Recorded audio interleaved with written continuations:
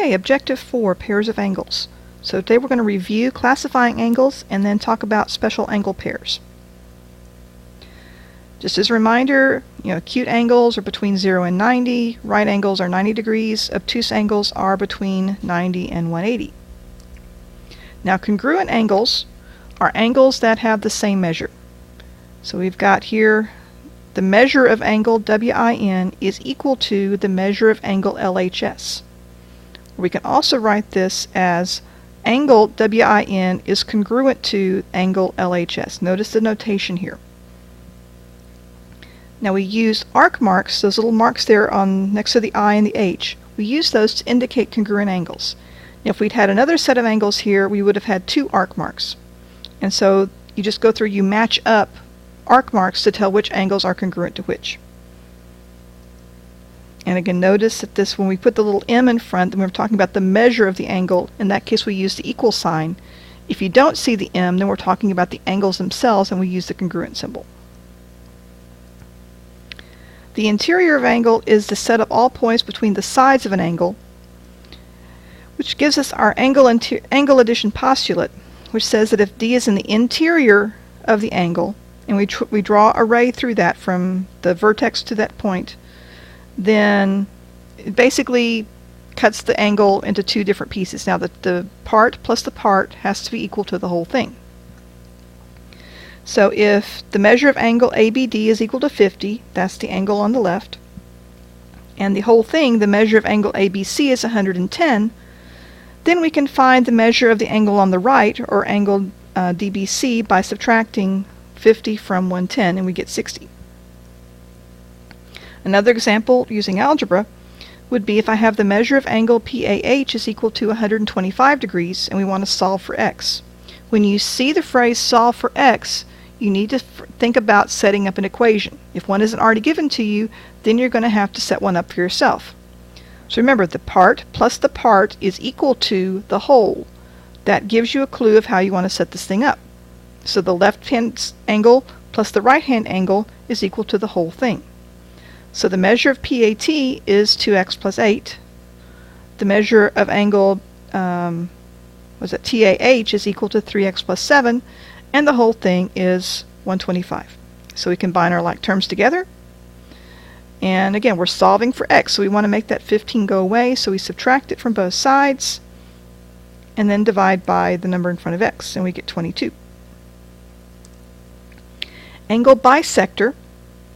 Now when you look at your word roots, I don't know if you've hit those yet in English, but when you do, bi means two, sect means to cut. So this is a ray that cuts or divides an angle into two pieces, and in this case two congruent pieces, so two congruent angles. So the measure of angle SUY is equal to the measure of angle, what do I have here, YUN. Okay, so they're two equal pieces, and you can tell they're equal because they have the little arc marks there. And so it basically works both ways. If you see those little arc marks, that means you have an angle bisector. If you have an angle bisector, then you would have those little marks. Adjacent angles. We've been talking about angles that have been next to each other. Well, the technical term for that is adjacent. So there are two angles in the same plane, so they're coplanar, with a common vertex and a common side, but no common interior points. An example I like to use for this is, let's say two people are sitting in a movie theater, and the armrest between the two people is that's your common side. So you've got your armrest that you don't have to share with anybody right now, but you've got the armrest that you have to share with somebody. That's your common side. So you two are sitting adjacent to each other. Now a linear pair is two adjacent angles whose non-common sides are opposite rays. Basically, these are two angles that form a line. Now you need to be able to see a linear pair from now until June, because these are going to come up over and over and over again. So if you look at this, if you look at the name linear pair, you see the word line in it. Okay, you see this word line here. That's going to be very kind of a clue as to what it is we're talking about here. Okay, so as again, you can see these things form a line. Vertical angles. Again, this is another one that is very, very important. You're going to see this from now until June. there are two non-adjacent angles formed by two intersecting lines, and they are always congruent. I would like you, whenever you see two intersecting lines, the first thing that comes into your head is going to be vertical angles.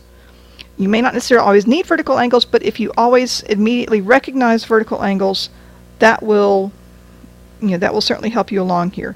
So in this case, we've got angle 1 and angle 4 are vertical angles, which means they're congruent. And angle 2 and angle 3 are vertical angles, which means they're congruent.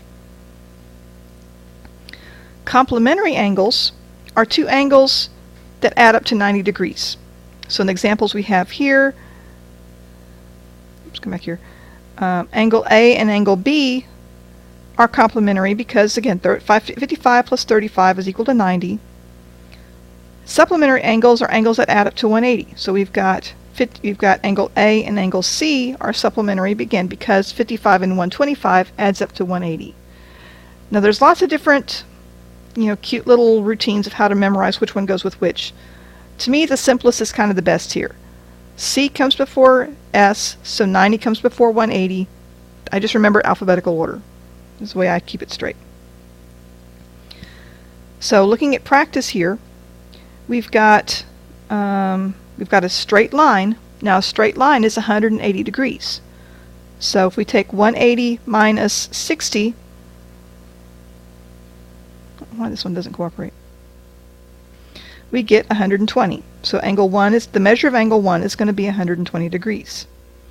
Now angle 2, we've got this little symbol here means that we've got a right angle. Right angle is 90 degrees. So we take 90 minus 51, somewhere in here we're going to get 39.